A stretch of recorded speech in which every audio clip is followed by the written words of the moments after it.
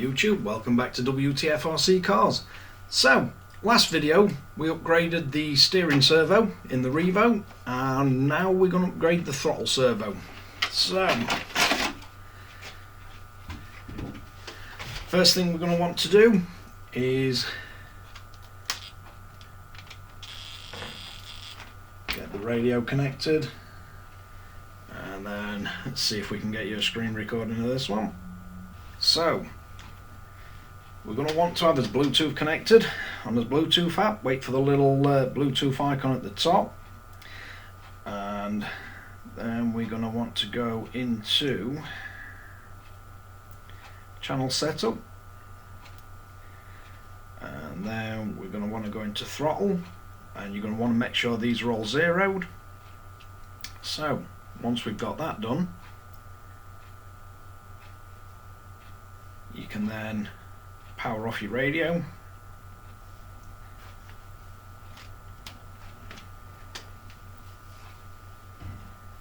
and then we want to remove your little clip, and then you want to remove the air filter, and these just pull off. Bit strange because they've got like a line wrap bottom where it looks like it should have a cable tie or a tie wrap, but mine's never had one on. Then you want to remove that, and then on the other side remove your clip, then remove that lid. Then what we're going to do first is remove the servo horn, and this is a 2mm hex.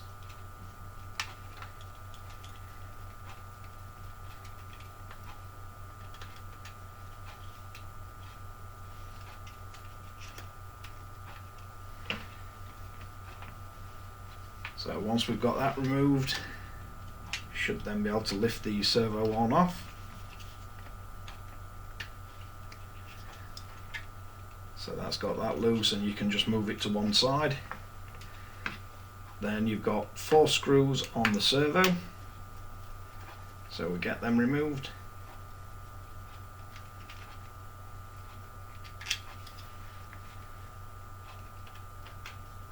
And the stock servo seems adequate for throttle, can seem a little bit weak for the brake, and it's also not one of the fastest. It's one of Traxxas's 2056 servos, plastic horn, so I'm guessing it's plastic geared, and it's not particularly quick, but it can feel a little bit weak on the brake side.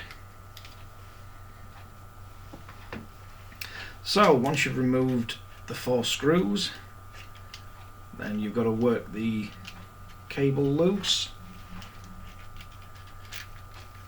and then we're back into the absolute rat's nest of cables that is the Revo, because I believe this one goes into the Opti drive. So we're removing the one, and from the Opti drive it's the throttle out CH2 that you're removing. So we get that one threaded back through, and then we should be able to just wiggle out the servo.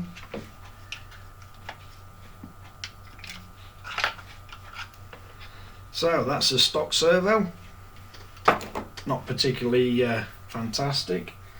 Right, so in this one, again it's one of the Dmond that's listed as brushless, but it's actually coreless, but it's quite a quick servo, and again it can handle up to 8.4 volt. So if you want to use a more powerful battery, you can do. Not sure if you're still running the Traxxas radio gear if you can use a more powerful battery, because I don't know if the receiver or the Opti drive can run much over 6 volt. But first thing you're going to want to do is plug this in to the Opti drive.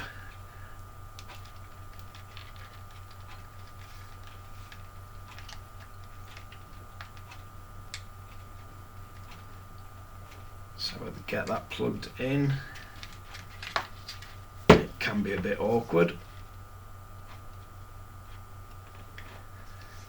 and you want the yellow or white lead to the top of the OptiDrive. I'll get a picture of that so you can see. And then we're going to want to power up the RC and then power up the transmitter, let it center, make sure it's going to operate because you don't want to be fitting a dead servo. Once it's centered, you can power everything off, and then basically this cable's just going to fit the same way, so you can route it round below all the linkages. In fact, it's going to be easier to do this with the cable unplugged. Now we've got it centered, so you want to drop the servo in, and again you want the servo horn on this one closest to the front, and just make sure the cable goes down in between the mount.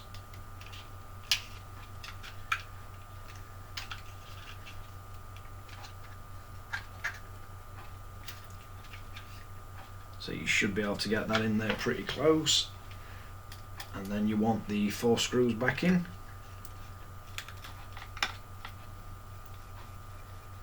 Again, just remember with these, they are screwing into plastic,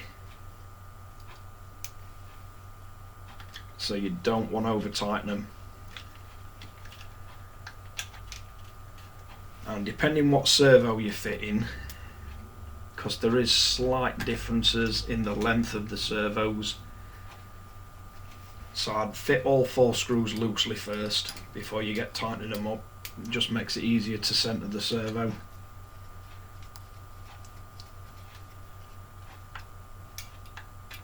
And then you can work your way around slowly and tighten all 4.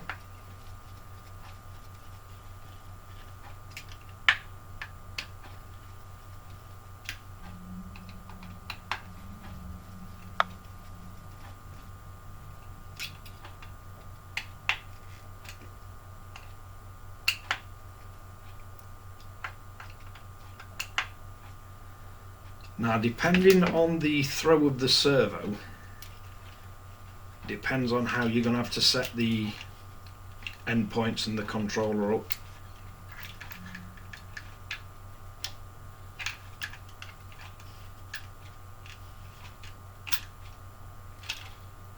So you want to get the wire in your servo cable, make sure it's not going to be fouling on anything, and then you can clip it back into the wire guides because you don't want it going into the brake.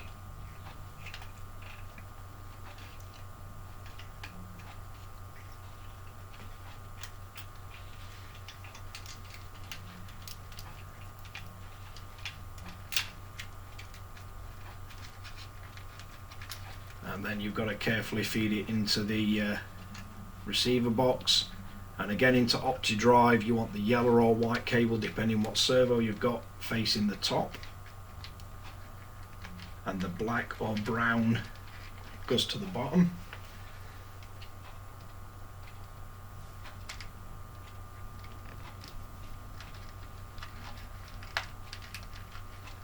Definitely going to have to do something about all these cables in here. As I say, it's a proper rat's nest of cables. It's a mess.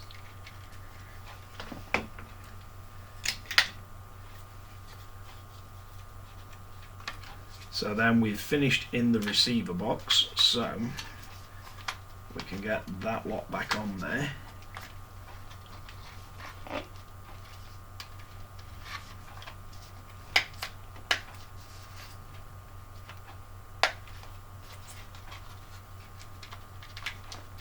Just have to make sure none of these wires are trapped, because it will stop the cover sitting down properly.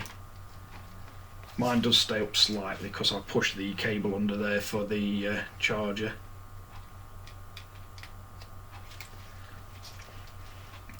But that gets that side nice and tidy. Then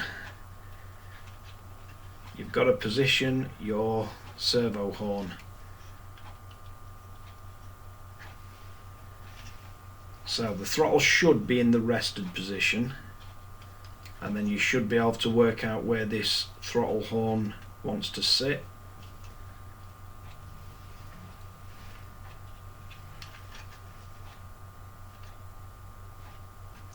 So it looks like that's the closest.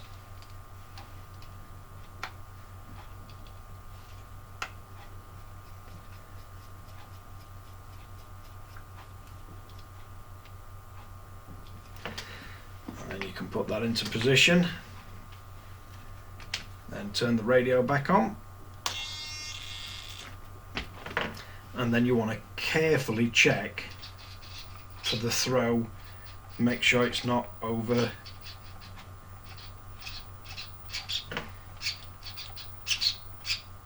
And you can check by pushing the throttle linkage forward and make sure it's actually going to full throttle. So you can see on this one it's not quite, and then when we back off there's a little bit of slack. So what we're going to need to do is readjust this. So it looks like the center position needs moving first, because when it's at idle you want the brake not to be pulling on, but you do want this throttle as it returns, you want the throttle to be sat almost all the way down. So we're going to connect the app again.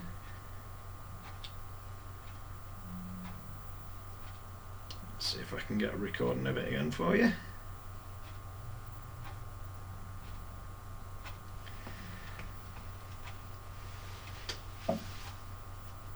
So we go back into the app. Let's see if this is going to connect. Yep, so it looks like that's connected. So we can go back into the throttle and then the sub trim.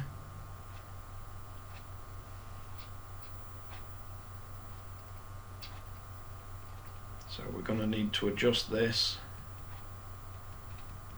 to try and take up the tiny bit of slack on the end of that, and it doesn't look like, looks like it is very, very sensitive, so it moves a tiny amount at a time.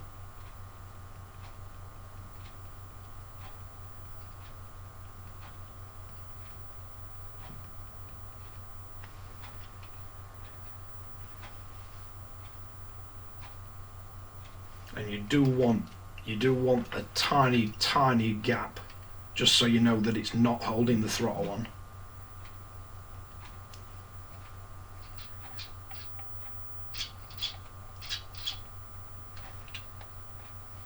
And then you can pull the throttle with your hand to see how much you need to move the throttle end point.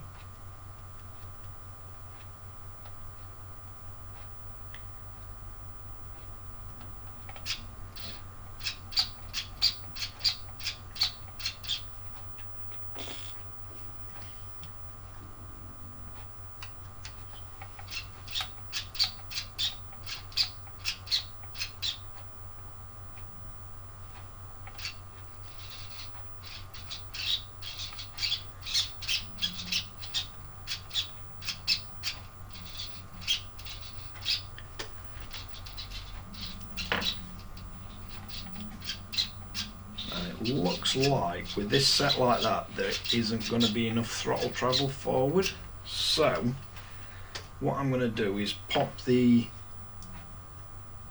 servo horn off and see if I can move it slightly and then move it back using the throttle trim. So let's get this off.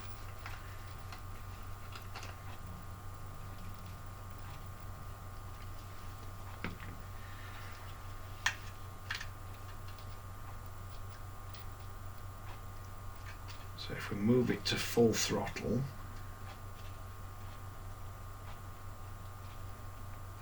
so if that's a standard position, I want to move it round maybe 2 teeth.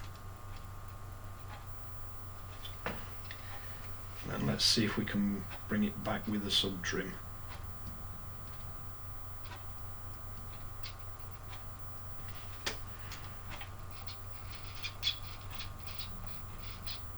So there's just not enough on the sub trim with that, so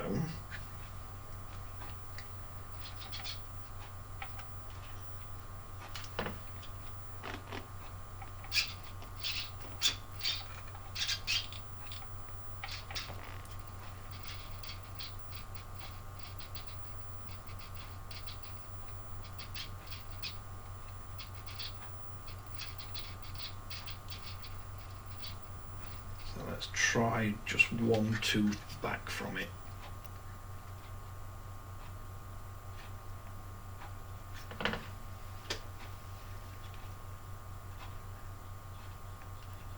So that looks like it's just returning. See if it'll give us full throttle. Yep, pretty much looks like it. Now the brake, we're probably going to have to turn down because this has got a lot more.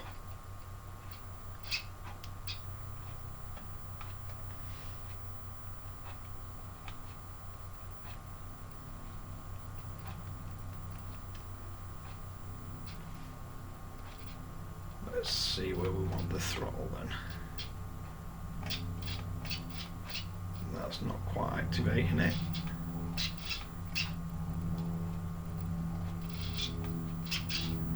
Because you don't want it overstraining.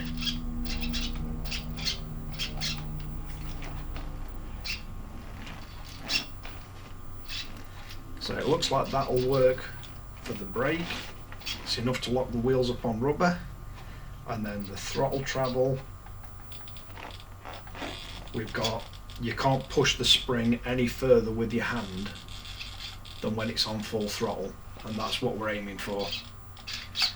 So it looks like on this one we're going to need the throttle set at 120% and the brake only set at around 83.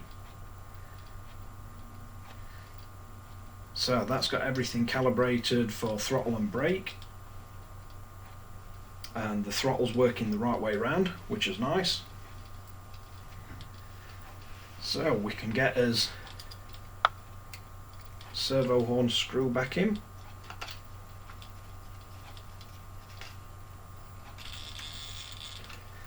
So what we should have now is really quick throttle response and some nice brake action. Certainly enough to lock the wheels up. Then you can use this adjuster to put more tension on the spring if you want more brake.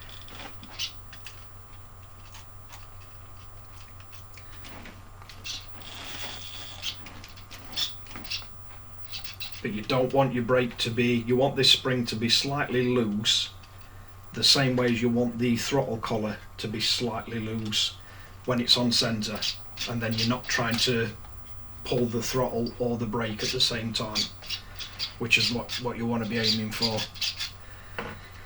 So lastly, we can reseat this cover.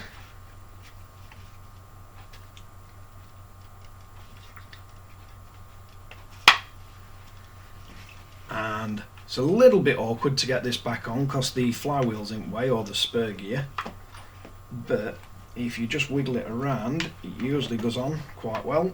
And then clip it back in, and then we should have a nice amount of brake and full throttle, and it's a lot quicker than the stock one, even running on the standard 6V. So we've now got a nice quick throttle servo that can run higher voltage if we need to, and we've got a nice quick steering servo. And that's a quick and easy video on how to upgrade the throttle servo on the Revo 3.3. Thanks again for watching Wtf Rc Cars. If you like this kind of video, like and subscribe. Don't forget to hit the notification bell and share to friends and family or anybody you might find this useful. I'll catch you guys again in the next one.